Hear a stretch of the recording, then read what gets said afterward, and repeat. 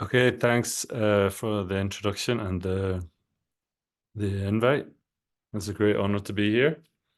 Okay, yeah, so I'm going to talk about this reconstruction for Calderón with Lipschitz conductivities, and this is joint work with Pedro Caro and Maria Ángeles García Ferrero. So let me just introduce the problem. I'm sure most of you are familiar with it. So I'm just going to consider higher dimensions. The two-dimensional problem was solved by Astelo and Paiverinta, or the type of problem that I'm going to consider today. And yeah, Lipschitz boundary we need. And the conductivity, we assume it to be bounded above and below by positive constants, so it's scalar. And then if you take an electrical potential, can you see my cursor? Yes. Yeah. So given electric potential on the boundary, there's a unique solution V to this conductivity equation with Dirichlet data. This V is then the electric potential throughout the body or domain. And so we can place as many potentials as we like here, and then measure the induced steady-state perpendicular currents. And if we do that for all different potentials and get all the different currents out, then we know what this voltage to current map is. By Ohm's law, the current is, the potential difference divided by the resistance. So that's, this is the microscopic version of what you might have learned in school. And so this is so I'll often refer to this as the Dirichlet to Neumann map, as the Neumann data here, to this equation. And right, and n is the outward unit normal to the boundary, and d is the dimension. Okay. So Calderon's first question was uniqueness. So he split the question into two things. I like the way he split it because this question's kind of clearer, right? So if you have two different potentials, does that mean that the data on the surface is different? Right? Because if not, if you have two different potentials and if it gives rise to the same measurements on the surface, then you have no chance of answering the second question, which is, can you recover the potential from the measurements on the surface? So some results regarding this involved additional hypotheses. So initially, Cohn and Vogelius proved that this is true as long as you assume that the conductivities are real analytic. And that was improved by Sylvester and Ullmann to smooth, and then to C2 by Nachman, Sylvester, and Ullmann, C3 over 2 plus epsilon by Brown, and C3-2 by Rinta, Panchenko, and Ullmann. So this is not an exclusive list, but these are just some. And then this is this result will be important, particularly important in this talk. So Hammer and Tataru proved that if the conductivity is C1, then this is true. Or if it's Lipschitz with a small coefficient, if this is small enough, then this is true. Now, this is always bounded because remember, we assumed that this is bounded below by 0. So this is bounded. The reciprocal is bounded. And then if it's Lipschitz, then this is bounded. But we don't know if it's small necessarily. And then myself and Pedro, we removed this smallness condition. And actually before that, about a month before that, Haberman proved it in 3 and 4 dimensions because he proved it for a slightly larger class of W1, Sobolev class, which contains Lipschitz. And then these guys have also kind of moved those arguments along and proved uniqueness for conductivities in Sobolev spaces, which are not included in Lipschitz, but don't necessarily include, don't include Lipschitz. don't, they're just different results, right? So,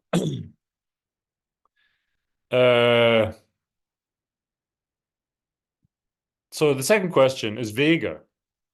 Can you calculate this guy from this guy? Because then, of course, you can make some kind of image using the conductivity. You get a grayscale image. And of course, electrical impedance tomography is using this to make images, right? So, but what do we mean by can you calculate it? I mean, it's, is it stable? Is it implementable?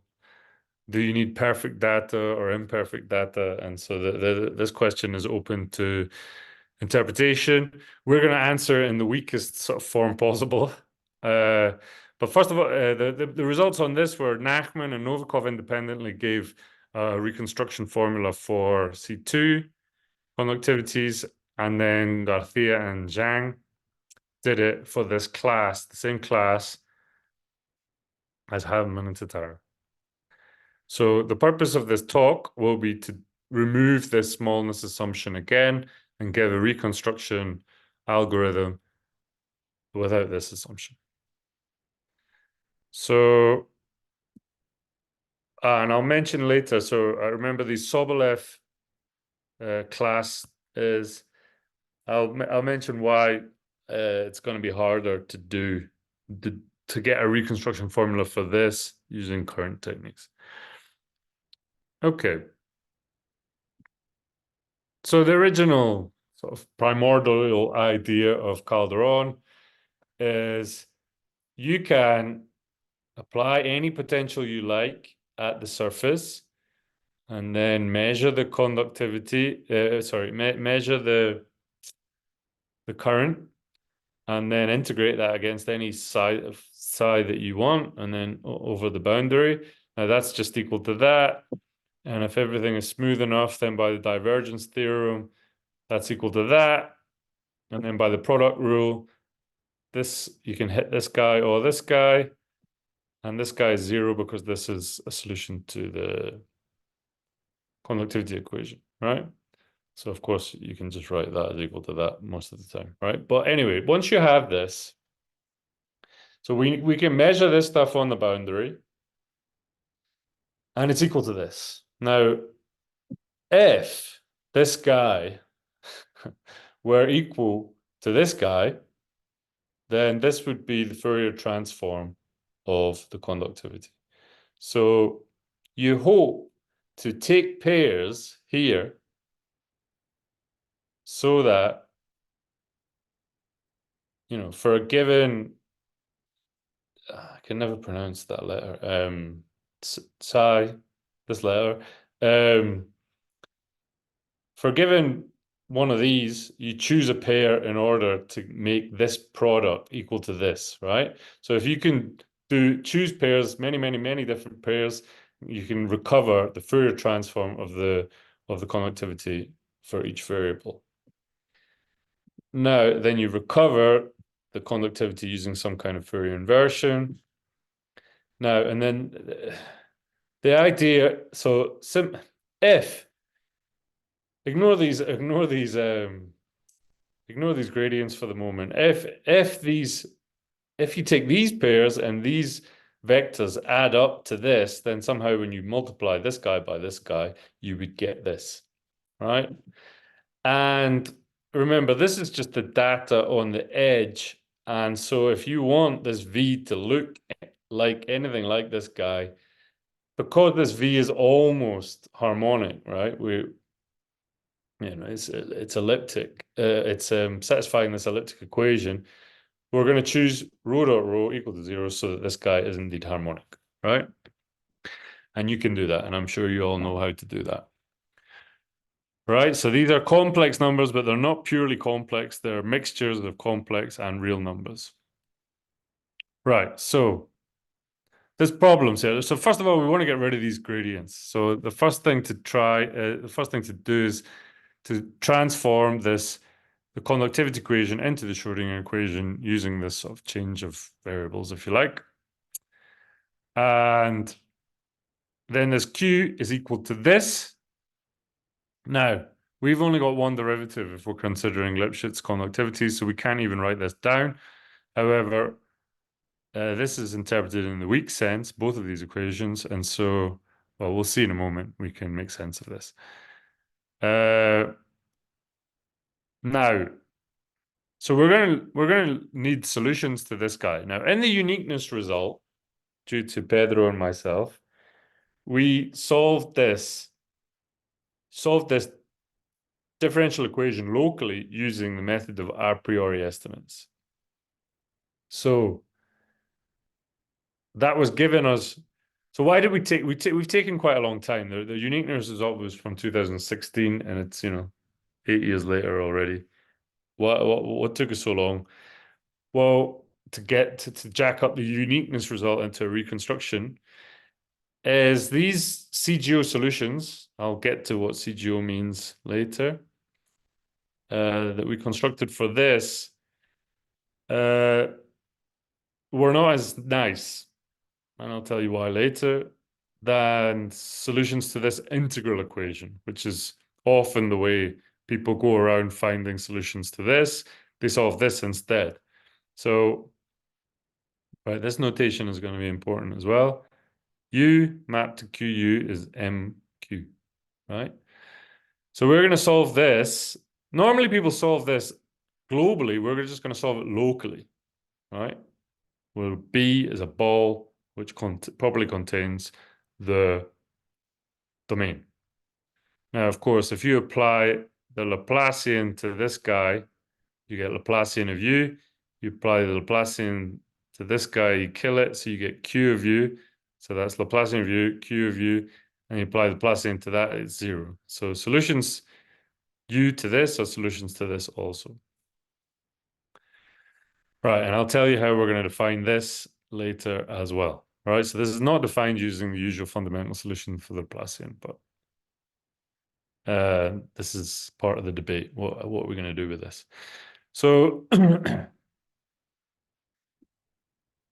so the conductivity can be calculated from Q, and so it will be suffice to calculate Q, the Fourier transform of Q now.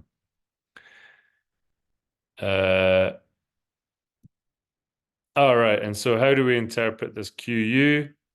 Well, because this is interpreted weakly, really you never write that down anyway. You integrate it against the test function, and then by integration by parts, this guy comes through, and one gradient comes over, right? So it was Brown who first noticed that we could interpret this like this, and therefore not need to have two derivatives. Russell Brown, right? So we can still define this QU as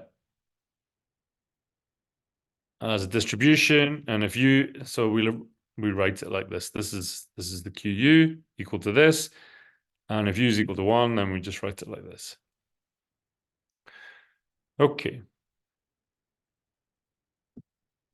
So before we had a boundary integral identity for the conductivity equation, but now we've transformed over to the Schrodinger equation.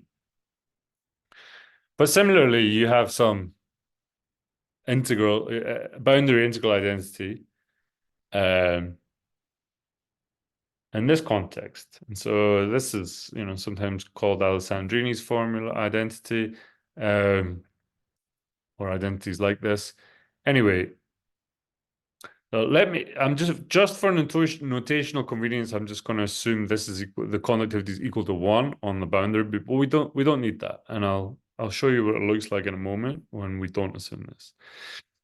So basically, here are your DN maps. This one is just the DN map with conductivity 1, so it's just the DN map associated to Laplace's equation. And if U solves the Schrodinger equation, and we need that psi solves the Laplace's equation here, then we have this integral on the boundary is equal to this integral over the domain. Remember, this is defined using an integral over the domain. So this is the new boundary integral identity, or the one we're going to use. Now, what happens next is you take this guy to be this guy. Remember, this is the guy that we saw before with this condition so that this is satisfied, and we put it in there. That's the first step. Then, Haberman and Tataru proved that for CGO, we'll come to that in a moment, that look like this. We have, so if you put this in here, then you're getting this guy times by this guy, so you get rho plus rho prime, and if you make them equal to that, then you get the Fourier transform of Q. So what they proved is, so it's been done many times before where you take this rho to infinity and this guy converges to this guy. However, what they needed less regularity. In fact, only Lipschitz. If they took an average over a certain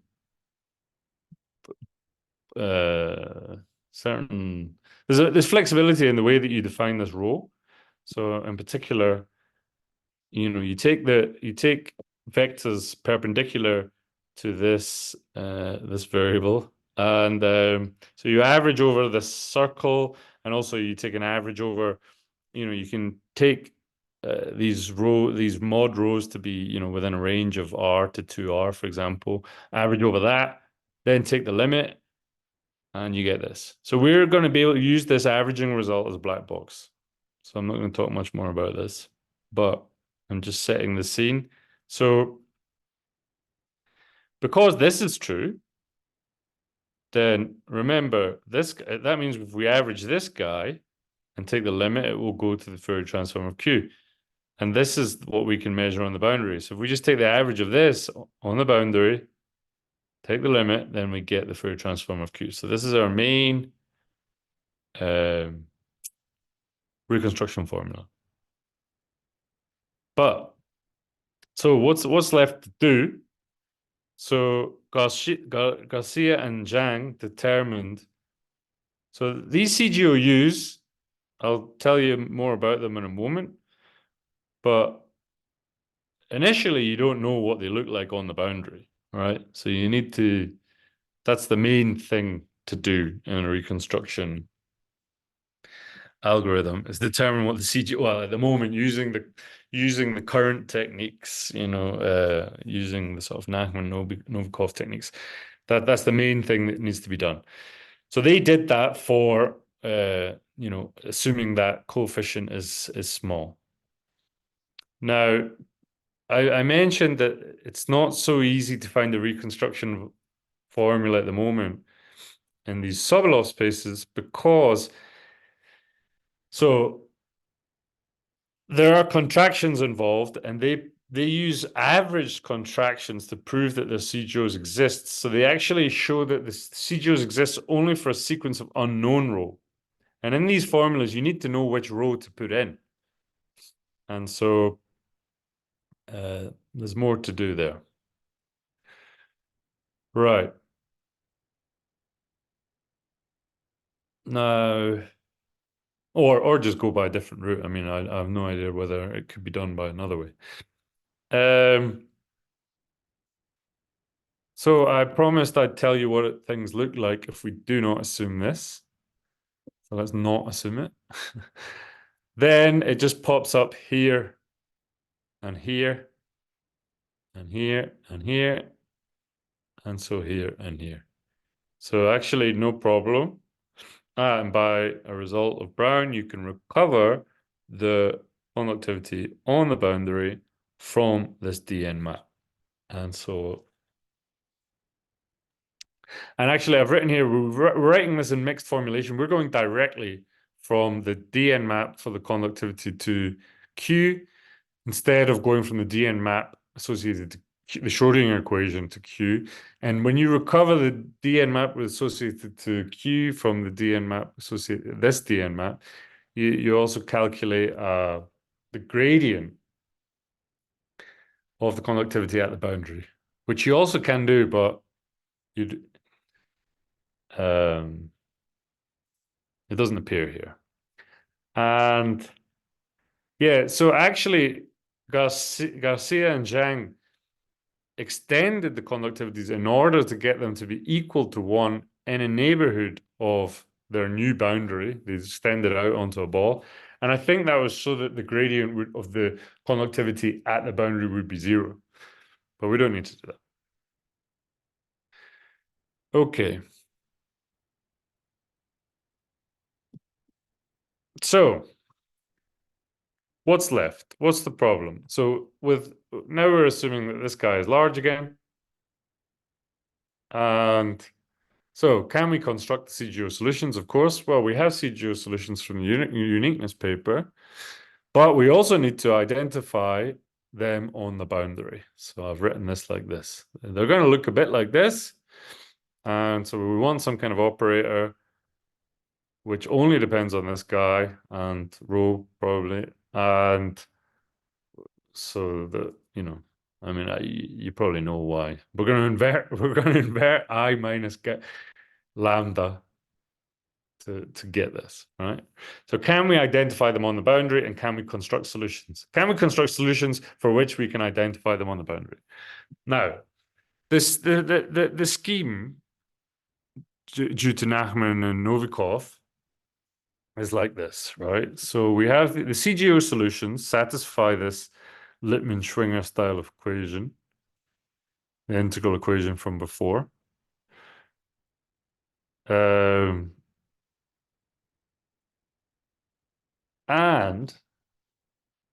we have the integral identity, right? Remember we had psi here. If we define this guy, we're using this fundamental solution for the Laplacian. Then, given that, if we take this x far from the domain, and then the y, of course, is inside the domain or on the boundary, then when you take the Laplacian of a fundamental solution, it's equal to 0 most of the time, right? So it's harmonic. And so you might hope to put it into this. So this is the other side of the integral identity, but with psi replaced by this fundamental solution to this guy. And then this is just another way of writing this, right?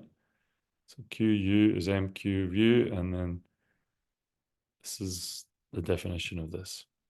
So why is this question mark here? Right, well, because we need, for the integral identity to hold, we need that this guy is harmonic with respect to this variable.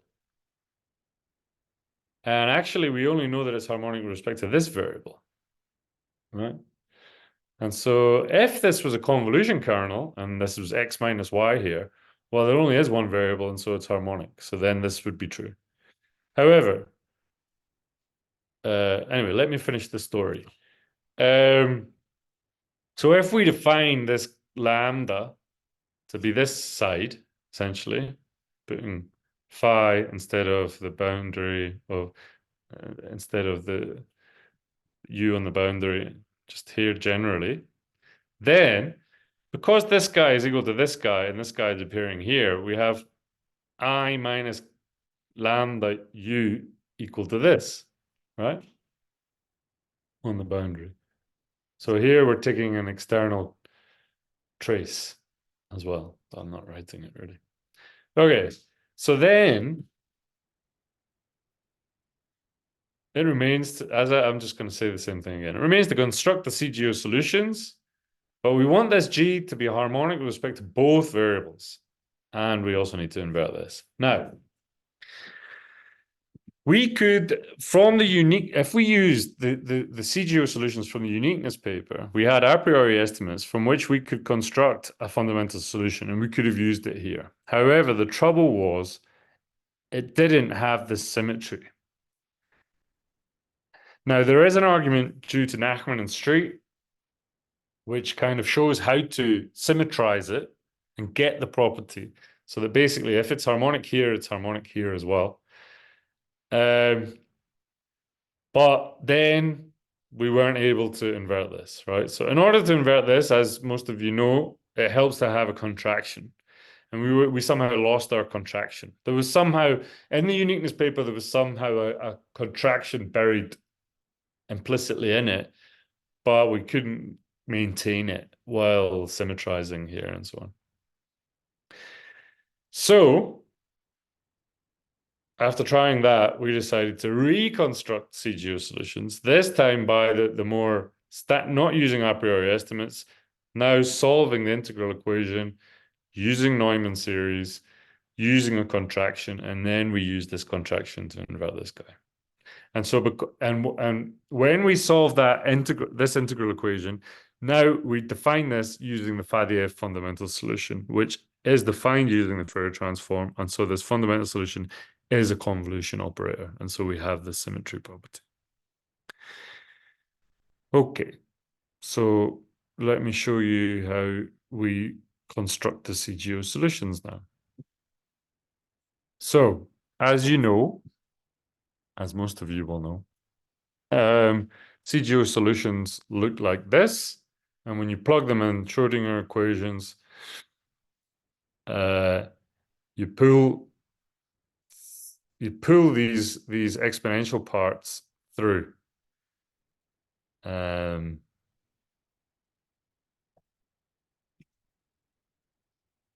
it goes on this side. You pull this one over here, and you're left with this one on one side of it, right? So this guy is equal to this. It nails the one, so we don't have the one there. And then this guy, when it's hitting this guy twice, you get rho dot rho, but rho dot rho is equal to 0. And so you get, if it hits the function twice, then you just get this. And then the mixed terms look like this. Now, so as before, now we invert this guy by using the Fourier transform. The symbol of this, which we'll see in a moment, you can just write 1 over the symbol and define. So you take the Fourier transform of the function, you divide by the symbol, and then you take the inverse Fourier transform. That's how you define this now. And so if you invert over here, you have W equal to the inverse of Q. You have W, you've got the inverse Q applied to W, which you bring over to this side, and you get this integral equation. So if you define the Lippmann-Schwinger equation, if you define the Laplacian in the Lippmann-Schwinger equation to just be another conjugated version of this guy, then these two equations are equivalent. And that's what we do. Now, another novelty in the Habermann-Tataru paper was to use these norms, which are more adapted to the problem, rather than Sobolev norms, which just have a simple derivative inside the L2 norm. This is our preferred operator. So you should not, instead of just putting this guy in, we put the whole thing in. So Bourgain did this in the context of nonlinear Schrodinger equation. So sometimes they're called Bourgain norms. Now, so note that x half is at the level, it's got one derivative. So it's like h1. And when we localize everything as we will, they're equivalent to the h1 norm. Right, so we want a contraction right now. In order to invert this, in order to solve for W, we want a contraction for this guy, right? So a contraction for this guy, well, note this is just by definition. If you've got half of one of these in the norm and then you take away one, you get minus 1/2, right? So if you compound this, you go from x half to x half. You've got this in the constant, so you can take it small, get a contraction, and invert this using Neumann series. So this is what they did with small stuff here. Then you're done by Neumann series. Okay, I'm sure most of you know this argument, although maybe you're not all super familiar with these norms. Right, so we are going to modify these norms, basically, in order to do a similar thing but without assuming that this is small. Right, so let me show you how to prove this first. And then I'll show you the modifications.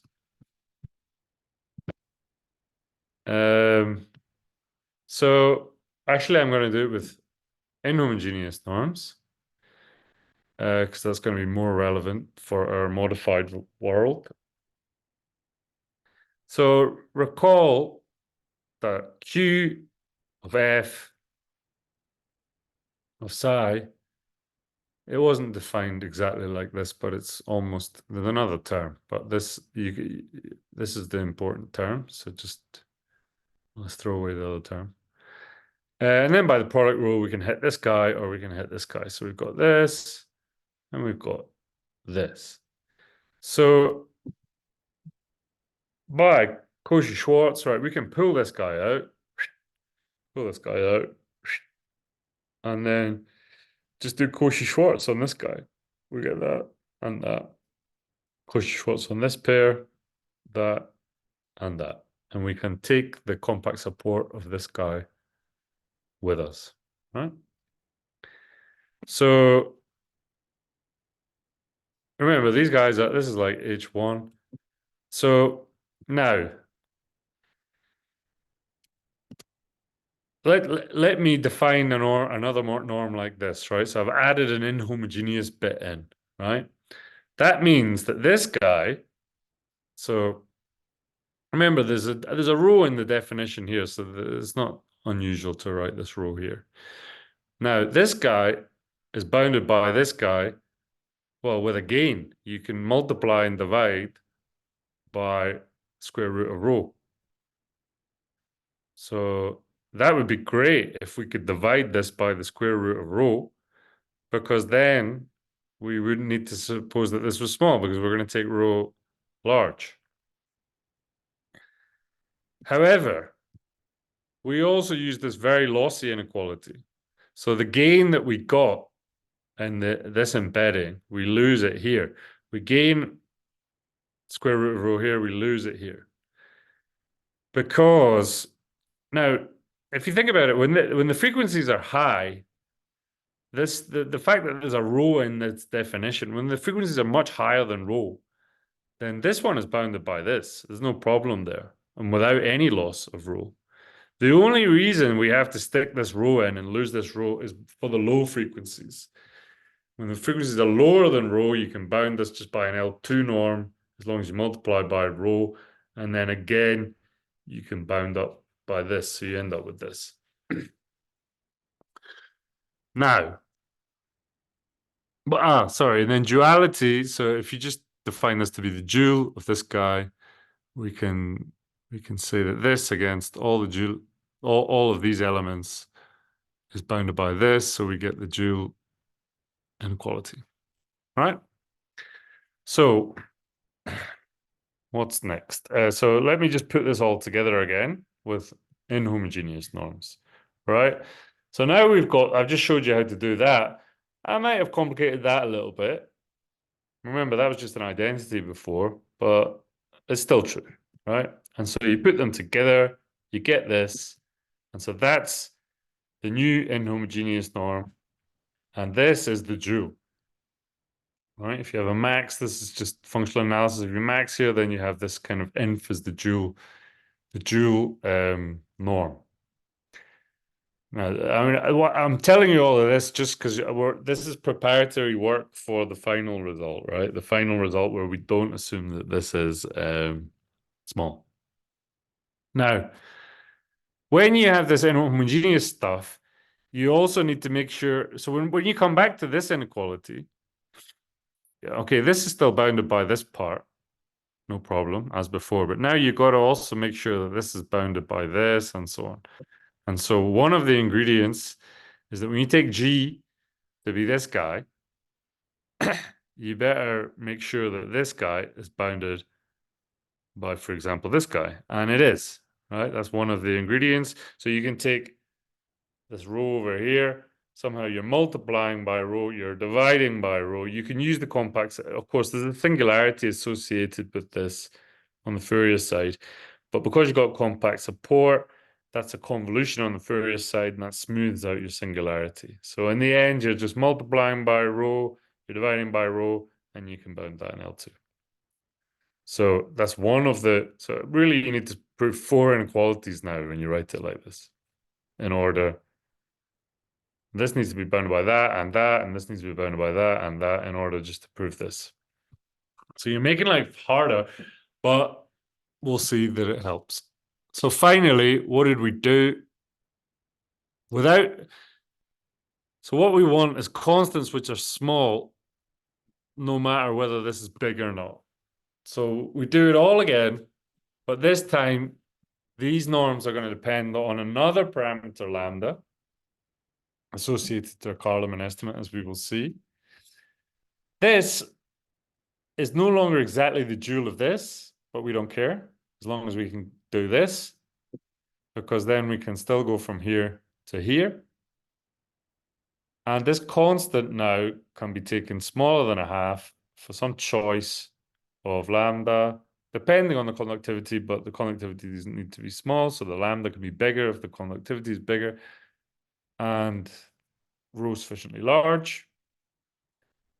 And now these are the norms, right? Or they're not exactly the norms, actually, but they're gives you the, at least it tells you the ideas, right? That somehow now we've added an exponential way in here, and we've added some factor here. This theta is the real part of rho, and here is the y.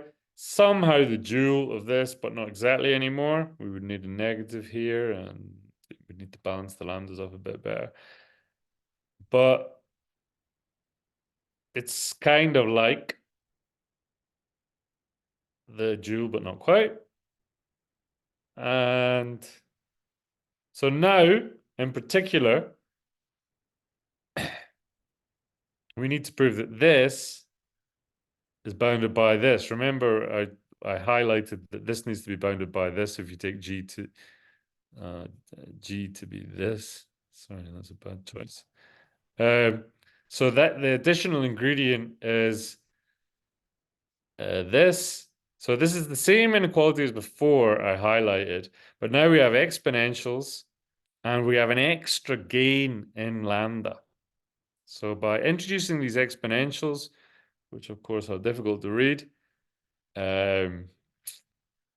we get a gain in the constant. Well, we could have, so basically this inequality is telling us that the low frequencies in this inequality are bounded with a gain we could divide through by this lambda and have a gain in the low frequencies for this inequality. And remember, we had a gain for the high frequencies for this inequality. But really, we want to gain for all frequencies in at least one of the inequalities. So what we do is we include this lambda in here. So there's no gain here. But that helps us when we're over here, right? So now we've added a lambda in here. So if you could bound it by this, then you can multiply and divide by this in order to get this norm, and then you get divided by lambda here. So that's what we do. And something like that anyway. And so this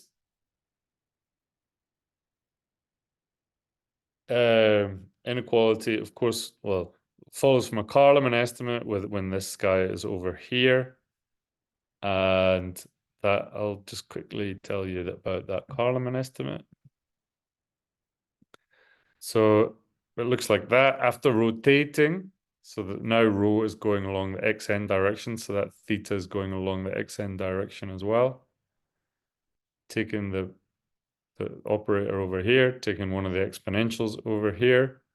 It looks like that. This is the modulus of rho. The whole thing's been squared. But it's now recall that this guy, you know, the Laplacian rho was just the Laplacian conjugated, and now we've got these squared conjugations as well. So we can write it, the two combined, if you combine the two conjugations, There's the squared one, and the linear one is in here in the definition here. We end up with this conjugation, but now with this convex weight.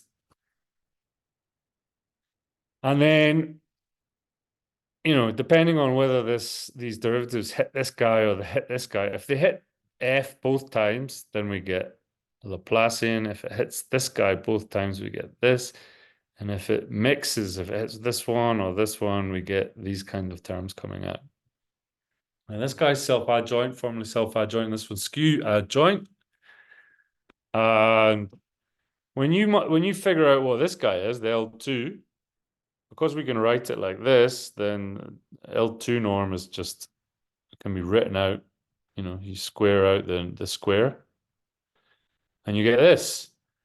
Now, if you do integration by parts in order to move this guy over from this F onto this BF, there's no negative coming out, so it just moves over nicely, AB.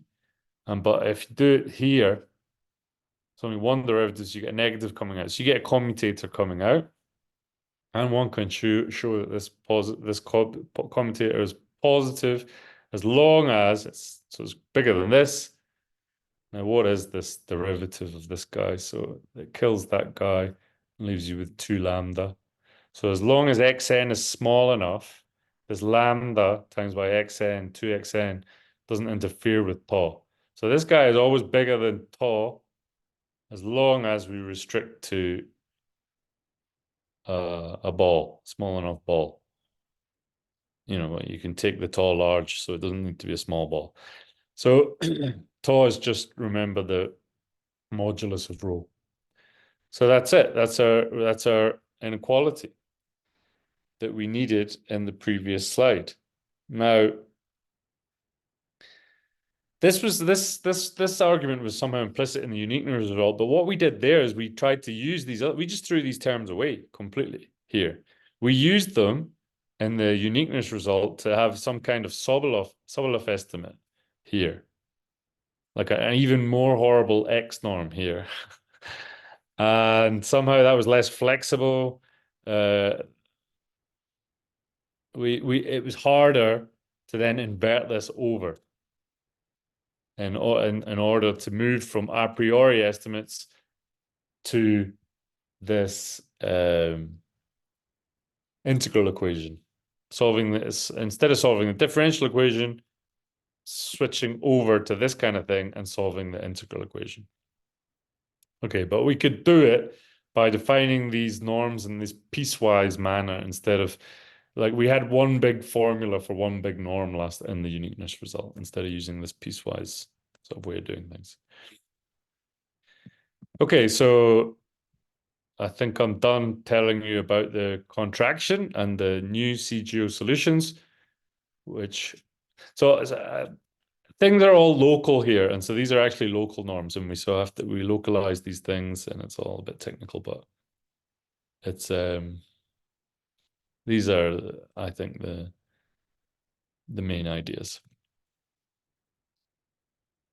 Okay, so back to finishing off the argument. Now that we have our CGO solutions, we need to now identify them on the boundary. And so let me recall the argument once again. We're solving this equation, this integral equation. Now, finally, I tell you how this is defined. This is defined using the Fourier transform by using the reciprocal of the symbol. And then this is just an unconjugate. So in order to go from the Laplacian to this guy, you conjugate, then you take the inverse, and then you unconjugate back again. Now that is a fundamental solution for the Laplacian. It's defined using the Fourier transform, and so it is now a nice convolution kernel, which depends on rho, by the way. So same argument as before. Now, because we know that this guy, when x is far from y, we know that this is indeed harmonic, so this is true now. It's not just hopeful. And we can, because this is equal to this, we can put it in here, and we get this on the boundary. And so now we're just left to invert this using the Fredholm alternative. So again, we deviate a bit from the Garcia-Zhang arguments. They followed the argument of Nachman. We're going to use an argument that we learned of Cariastola and Daniel Ferraco. So it will focus very much. Remember, this, because of this, we have that this is equal to this, right? So rather than thinking about these integrals on the boundary, in order, to use the Fredholm, invert this using the Fredholm alternative, we just need to see that this, or the trace of this, there's a trace here, an exterior trace, that this is compact and that this guy is injective, right? So that's what we do now. So to see it's compact, so let me denote this to be the solution to the Schrödinger equation with Dirichlet data phi. Then we have this representation of the gamma. It can be defined on the boundary, but we can also define it this way or represent it this way. So in order to see that it's compact, we just need to see that one of these operators is compact. That one's bounded. Now this one is the compact one. Why is that, right? So remember, we did this calculation before we bounded by the x1 norms, but now we want the h1 norms. Now clearly you have this, and this is more obvious now, right? And note that this is a kind of this compact embedding here. On the other hand, this one's a different one. But all you need to do is break this operator into two pieces, and then the two pieces are bounded compactly for different reasons, but then when you add the two together, it's still compact. And that's bounded, not by definition, but it is. And then that is bounded as well. And so the whole thing is compact. So finally, we need to show that if this guy is zero, then this guy is zero, this injectivity, in order to invert using the Fredholm alternative. So let me just define this. So the whole argument will fit in this slide. So let me define this eta to be this guy here. Then, of course, if you hit this guy, this is the solution to the Schrödinger equation by the Laplacian, then it's also equal to q times by this guy. And similarly, if you hit eta with the Laplacian, when you're going to kill that guy, and you're left with q times by that guy. So the two terms together, it's zero inside the domain. Now, by our hypothesis, on the other hand, this is equal to this. That's just this. This is the alternative representation of lambda. Lambda or gamma? I've been calling it the wrong word the whole time. I'm really bad with Greek letters. That guy is equal to this, and gamma. And then this guy is equal to this. Sorry, this guy is equal to eta, so we can write eta here. So we find that the eta on the boundary is eta on the boundary is equal to phi, right? So in particular, this is equal on the boundary, right? The traces of these are zero. The trace of this is zero. So because this guy on the boundary is phi as well, right? So phi is equal to the trace of this guy, and the trace of this guy on the boundary is zero. So because this is the uniqueness to the Dirichlet problem, this guy is solving the Laplace's equation with zero boundary, then this guy must be zero. So this guy is equal to this, because this is zero. So this guy must be equal to this in the domain. Now, we can now plug this eta in here, right? So we do. So plugging that into the right-hand side, we get this guy here. Eta is equal to this applied to eta. So if we knew that this was a contraction, we would be able to conclude that eta is 0. So if eta is 0, then the trace of eta is 0, so phi is 0, which is what we wanted. Now, we don't know that that guy is a contraction. However, we do have a contraction, remember? With as long as this is the conjugated Laplacian. So all we need to do in order to get that appearing here is to conjugate or multiply everything by an exponential. So I'll show. Let me just conclude. Like once we've changed this guy into this guy, then given that this is contractive on our norms, these are localized norms, which are equivalent to H1, then this implies that this eta is equal to 0, which implies, sorry, this using the star here, this should be star. So eta, if eta is equal to 0, then of course phi is equal to 0. Now, let me just show you what you need to do to change this guy into this guy. Just one switch of a switch. We multiply the whole argument by an exponential. So just change the definition by this exponential. It appears here then, it appears here then, it appears here then, it appears here then, and then it appears here and here. Now remember, we defined this exactly to be this guy unconjugated. This goes through, so that is exactly the same thing as that. And so now the argument is complete. So now we have this. And so we've finished what we set out to do, which is invert this, which identifies the CGOs on the boundary. And that's me finished. Thank you very much. Keith was a very nice talk. Thank you so much. Are there any questions or comments, please?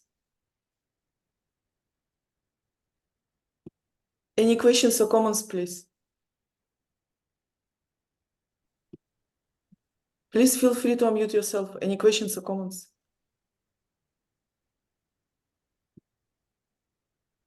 So I have a question. Please, please. Yeah, in which space what is this psi is in the boundary. So this is the trace of these Bourgain spaces. When you're inverting this I minus gamma, psi, where is psi? Psi? Which one is psi? Sorry. I mean, what is written upstairs, I minus gamma of psi is equal to 0 implies psi equals 0. So this is the Greek letter. Right. So psi is in the trace of the Bourgain space, or?